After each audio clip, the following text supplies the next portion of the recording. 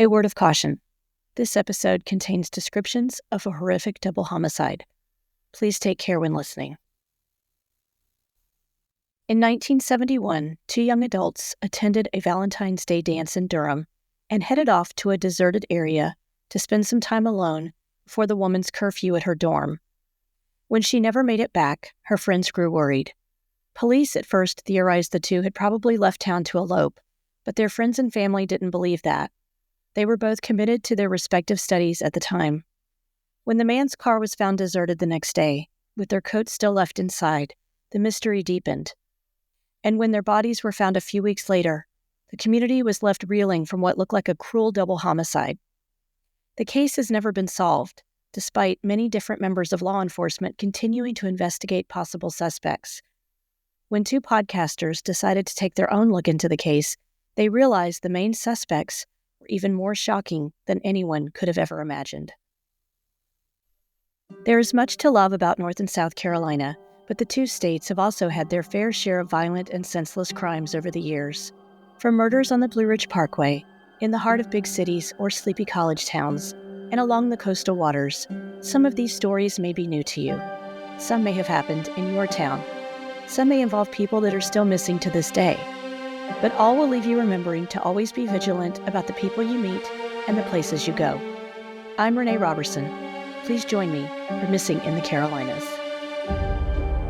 Episode 127, The Murders of Patricia Mann and Jesse McBane, and an update on Asha Degree. On February 12, 1971, a young couple went missing in the Durham area after attending a dance at a local nursing school together. Patricia Ann Mann, age 20, was a junior at the Watts School of Nursing, and Jesse Allen McBane, 19, was then a freshman at North Carolina State University studying textile technology. They had met while they were still in high school. Patricia was from Sanford and Jesse from Pittsboro. Patricia stood around 5 feet tall and weighed 100 pounds. She had blonde hair and blue eyes and was wearing a white and pink plaid dress and navy shoes. Jesse stood 6 feet tall, weighed 175 pounds, and had brown hair and brown eyes.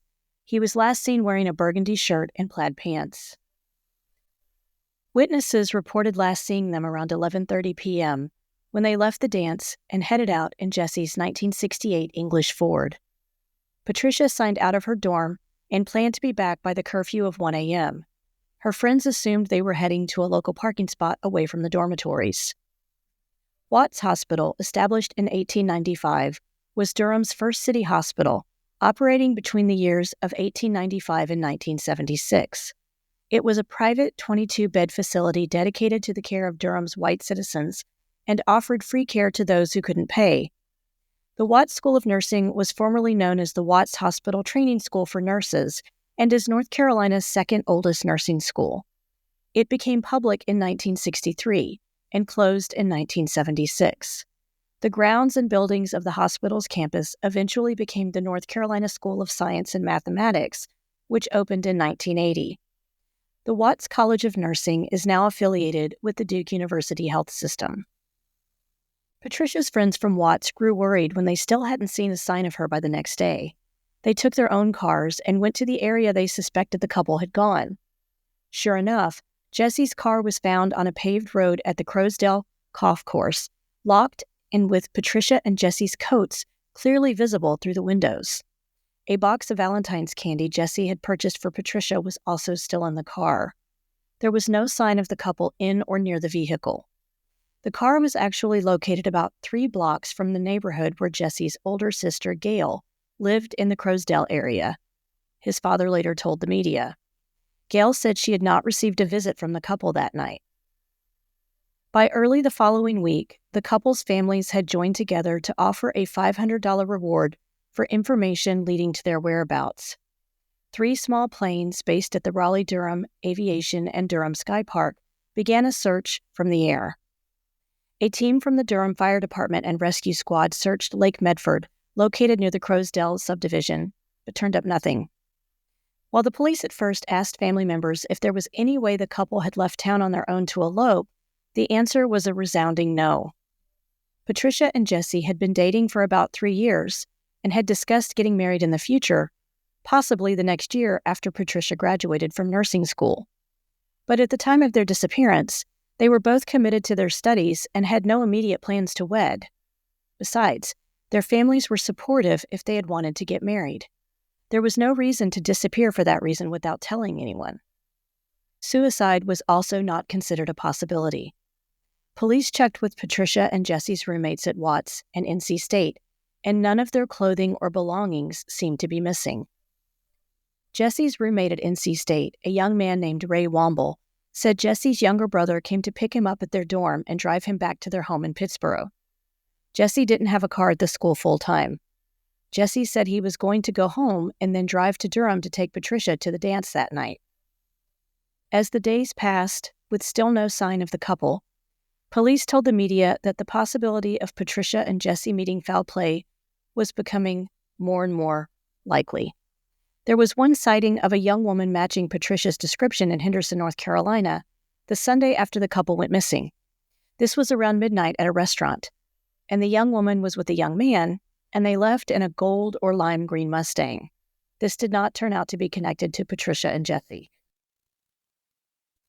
On February 24, 1971, a surveyor working in a heavily wooded area on the Orange and Durham County lines saw what he thought was the leg of a mannequin off in the distance. After some hesitation, he moved closer, then realized what he was really viewing was a human leg partially covered by leaves. He called the Orange County Sheriff's Department to let them know what he had found. The sheriff of Orange County at the time, C.D. Knight, said the couple's bodies were found tied to a tree and covered up with leaves. The area was 3 miles from where Jesse's car was found, and about a half mile from Carolina Motor Court, a mobile home trailer park. Patricia and Jesse were on opposite sides of an oak tree measuring about a foot in diameter. Their hands were tied in front of them with a rope, and rope was tied around their necks.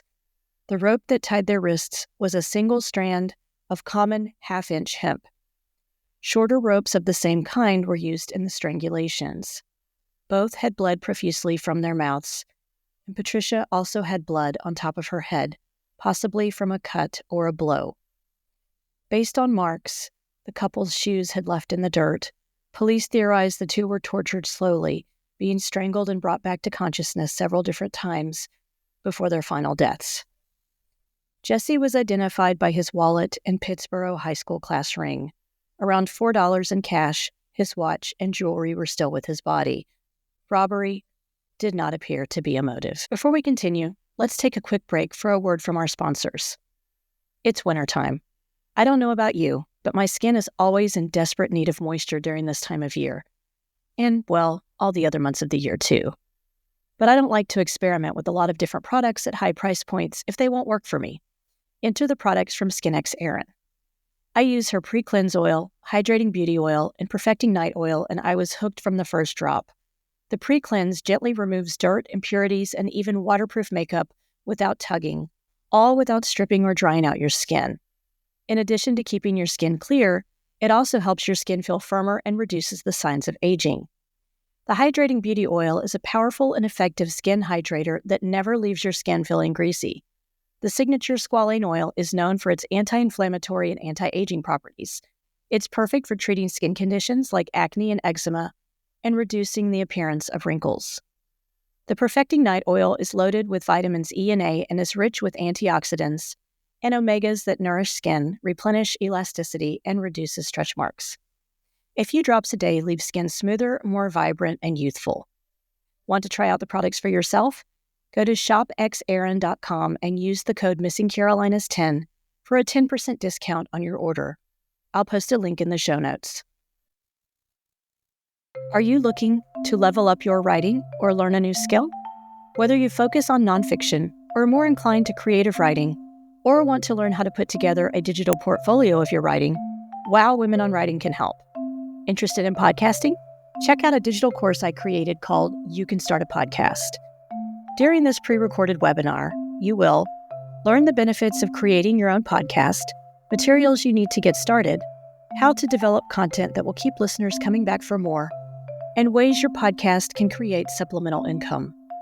I'll share examples of different types of podcasts, how to decide on a format, ways to handle the technology necessary for creating a podcast, how to develop your first few episodes, promotion and monetization ideas, and ways you can repurpose your podcast content.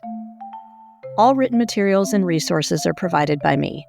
I'll also give you a handout with information discussed in the webinar, along with suggestions for a few different types of podcasts to explore. Best of all, this webinar only costs $30. You can find it by going to Wow-Women on Writing and clicking on the Classroom tab. I'll also post a link in the show notes. And now, let's get back to the show. The autopsy at North Carolina Memorial Hospital revealed the cause of death for both was strangulation and that they had been dead about 12 or 13 days. The medical examiner said there was no evidence Patricia had been sexually assaulted, but there was some injury to her liver, possibly caused by a fist blow to the abdomen. Durham Detective Captain E.C. Atkins told the press, "I don't want to analyze the case now, but I feel that more than one person was involved." There was an interesting article that ran in the Durham Sun in the days following the discovery of Patricia and Jesse's bodies. Police said a man came to them and said he didn't have many dreams, but when he did, they always came true. He said he'd recently dreamed a young couple had been approached by a man dressed as a priest and that their bodies were located near Crowsdale. The reporter, James Wicker, spoke with a Dr. J.B. Rhine of Durham, who was an expert in extrasensory perception at the Foundation for Research on the Nature of Man. Dr. Rhine said people frequently have ESP experiences through dreams, but dreams can be a mixture of things, and there can be a lot of misinterpretation. I believe this man's dream might have been onto something, and I'll discuss that a bit later in this episode. In April of 1971, then-Governor Bob Scott offered a $5,000 reward for information leading to the arrests of those responsible for Patricia Mann and Jesse McBane's deaths. In late October of the same year, a reporter for the Durham Morning Sun, Cordelia Olive, wrote an article about what a well-known New York-based psychiatrist believed about the killer. Durham detective M.T. Bowers traveled to New York City to interview a Dr. James A. Brussel. Dr. Brussel had consulted on the Boston Strangler murders in the mid-1960s, the Mad Bomber explosions in New York in 1956, and other highly publicized crimes. Dr. Brussel had never visited Durham or the actual crime scene, but Detective Bowers showed him crime scene photos, other evidence, and descriptions based on the observations of other investigators. The psychiatrist told Detective Bowers that he thought Patricia and Jesse were the victims of a grudge killing. He described the killer as a loner, a neat, precise man with an average or above average education. He was clean-shaven, with no record, does not wear flashy clothes, wants to avoid attracting attention, may have suffered rejection from his mother in childhood, and considers himself above others. The killer would have been prepared at the time of the killing and taken no risks. The investigation into Patricia and Jesse's disappearance indicated someone had called the emergency room at Watts Hospital the night the two disappeared. The voice appeared to be that of a man, and he identified himself as Jesse McBane's father, calling to inquire if his son was there. This would have been before anyone knew the two were even missing. Dr. Brussel believed this caller was the killer, expressing excitement over what he had done. In 2018, two journalists who had been intrigued by this case for years, Eric Pruitt and Drew Adamak, began their own investigation, approaching members of the couple's surviving friends and family and reviewing all the investigative records they could get their hands on. Their research led them to narrow leads down to 4 suspects, and when they approached Captain Tim Horn with the Orange County Sheriff's Office, he discovered he had the same narrow list of suspects as Eric and Drew. He agreed to collaborate with them on the podcast. This podcast, titled The Long Dance, gives listeners an insightful look into the lives of Patricia and Jesse and highlights how they were truly the most innocent of victims. While I do feel like some of the interviews in the podcast could have been edited for length, I don't want to discount the hard work of the podcasters and the dedication of the investigators involved in this case. In fact, Captain Horn kept putting off his retirement in the hopes of finally solving this case. A side note on Captain Tim Horn. His determination helped finally identify Robert Bobby Adam Witt, a 10-year-old boy whose body was found deceased underneath a billboard along Interstate 85 back in 1998. While I won't get into a lot of the details from the Long Dance podcast, because I encourage you to take a listen yourself to reward the creators for all their hard work, I will say I was stunned to learn that 2 of the primary suspects in the murder were doctors that had also taught courses at the Watts School of Nursing. One of them is still living and refused to provide a DNA sample or take a polygraph test when investigators talked to him. Side note, his DNA was eventually collected without his knowledge. This doctor did agree to an interview with the podcasters, which is very interesting. These suspected doctors, who investigators could never completely cross off their lists, had crossed paths with the pretty blonde petite Patricia Mann at the school. One allegedly pursued Patricia even after she told him she had a serious boyfriend. Another suspected doctor had been accused of impersonating a police officer in another case. Both were known to carry handguns on them and didn't hesitate to threaten colleagues and other innocent bystanders with them. These doctors would have known where the popular parking places for students would be. It was no secret at Watts. This made me think back to what the New York psychiatrist had said about the killer. A doctor would be of above-average intelligence, have a calm air of authority, and would likely be capable of such a cold and clinical torture and killing. I've often wondered why a man of Jesse McBane's size and stature would not have fought back. If a doctor that Patricia recognized had knocked on the door of their car, told them they were in trouble, and then pulled out a gun, they would have complied and maybe gotten into his car. If the doctor or killer was impersonating a police officer, the same could have happened. After the podcast was released, the News and Observer ran a few follow-up articles discussing updates on the case and potential new leads. I was surprised to learn a similar attempted kidnapping to Patricia and Jesse's happened in Duke Forest not long after their deaths in 1971.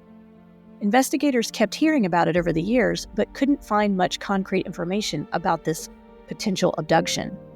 Captain Horn heard from the couple involved after the podcast was released. They said they had pulled off at a known lover's lane at the intersection of NC 751 and Curly Roads in Durham when a man tapped on their window with a gun. The young man tried to jump from the back seat of the car into the front seat, but the car wouldn't start. The abductor got in the front passenger seat and directed the young man to drive. They crossed into Orange County and parked on what is now known as Sunrise Road. The armed abductor told the young man to get into the trunk, but he refused. The abductor struck the man with the butt of the gun and then drove away in the car, abandoning it later in Durham. The 2 victims gave a description of their abductor to the police, who even drew up a composite sketch of the abductor. Eric Pruitt said the sketch favored one of the main suspects in the case, and they said they feel this is probably what happened to Patricia and Jesse, except maybe they didn't fight back. One of my favorite television shows of all time is Cold Case, not to be confused with Cold Case Files. Cold Case ran on CBS for 7 seasons and featured the work of cold case detectives in Philadelphia. The show was fictional, but many of its storylines took cases from real life, such as the boy in the box, who has now been identified, and the Martha Moxley murder from Greenwich Village. A lot of the unsolved murders featured on the show took place many years ago, like this one. In those episodes, viable physical evidence was often scarce and relied on deathbed confessions or confessions in diary or journal entries a lot of the time. But real life isn't a television show. The murders of Patricia Mann and Jesse McBane took place many, many years ago. There wasn't a lot of physical evidence that would have linked to the killer. Fingerprints found in Jesse's car mostly belonged to Jesse. And anyway, if the profile of the killer is accurate, I'm sure he would have been wearing gloves at the time of the murders. Captain Horn did try a new form of technology called an MVAC retrieval to try and get tiny pieces of DNA off the rope used in the murder, but it did not provide enough evidence to link to one specific person. The primary suspect has made it clear he is not confessing, even retaining a lawyer when the heat on him gets turned up. The case remains open.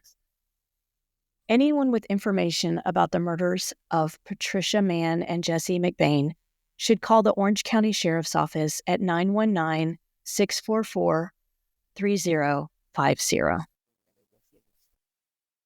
I often receive emails asking me to cover the 2000 disappearance of Asha Degree from Shelby, North Carolina.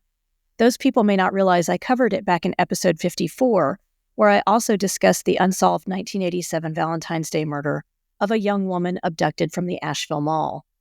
That's probably my fault because I didn't promote the episode enough or put Asha's name in the title of the episode.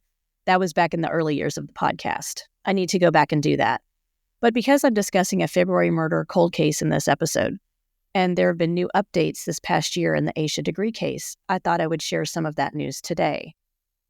To get you caught up, Asha was a 9-year-old girl who went missing from the apartment she shared with her family on the night of February 13th, 2000.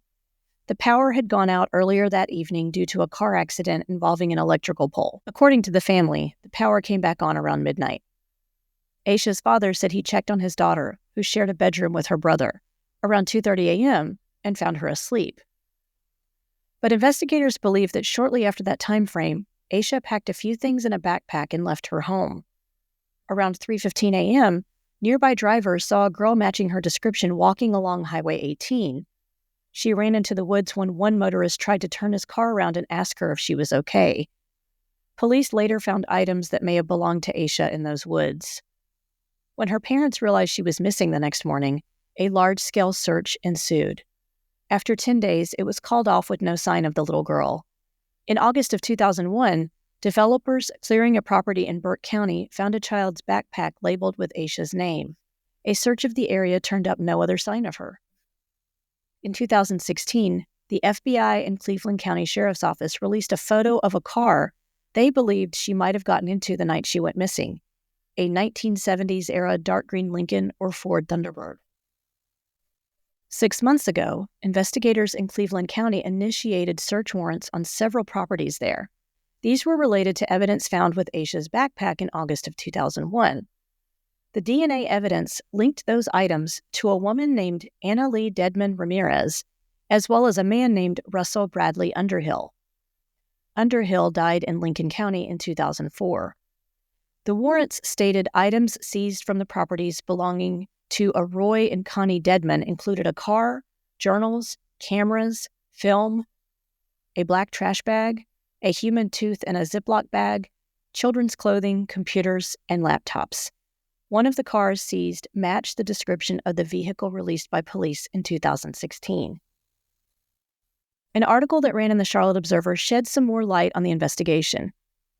Police had found those items buried at the construction site in 2001, and they included Asha's backpack, a Dr. Seuss book, a New Kids on the Block concert t-shirt that Asha's parents said didn't belong to her. A hair on that shirt had DNA pointing to 3 people: Asha, Anna Lee Dedman Ramirez, and Russell Bradley Underhill. Anna Lee was 13 when Asha went missing. Medical records indicated Underhill stayed at Cleveland Healthcare Hospital a few different times between 1999 and 2002, and he listed Roy Dedman as his emergency contact. Underhill had lived in an assisted living facility operated by the Dedmans when Asha went missing. Connie Dedman helped administer medication to him. The warrants named Roy and Connie Dedman, parents of Anna Lee, as suspects, and 4 of the 5 properties belonged to the couple, who are now separated.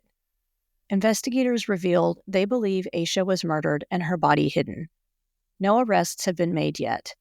An attorney for Roy Dedman has said he has cooperated with police and had no involvement with Asha's disappearance. The Cleveland County community recently held an event to mark the 25th anniversary of Asha's disappearance, and Cleveland County Sheriff Alan Norman said the investigation remains ongoing, but he can't disclose everything about it at this time. I think the most perplexing part of Asha's case is that we all wonder why she would have left her family's apartment in the early morning hours during a rainstorm. Was she planning to meet someone? Asha didn't have access to a cell phone or a computer at that time. Plus, she was only 9 years old. Based on the most recent findings, I think my next question would be if there is any evidence Asha knew Russell Underhill or the Dedman family at the time she went missing, or if she simply disappeared during a moment of opportunity. Anyone with information on the Asha Degree case is asked to call 704-484-4756. This brings us to the conclusion of this episode of Missing in the Carolinas. If you enjoyed this episode, please do me a favor and give it a 5-star rating wherever you listen to your podcasts. If you'd also like to support the show in a small way, you can buy me a coffee over at buymeacoffee.com, Renee Robertson. Thank you so much for those who have already supported me through this platform. We're also on Instagram, Facebook, and YouTube, so please like our pages and get started on a discussion of the missing people profiled on the show. Do you know of a missing persons case in North or South Carolina that you think should be covered? Email me at missinginthecarolinas@gmail.com with any details you can share. Cover art for this podcast was designed by Macintosh Multimedia. Sound editing is provided by Daniel Robertson. Thanks so much for listening.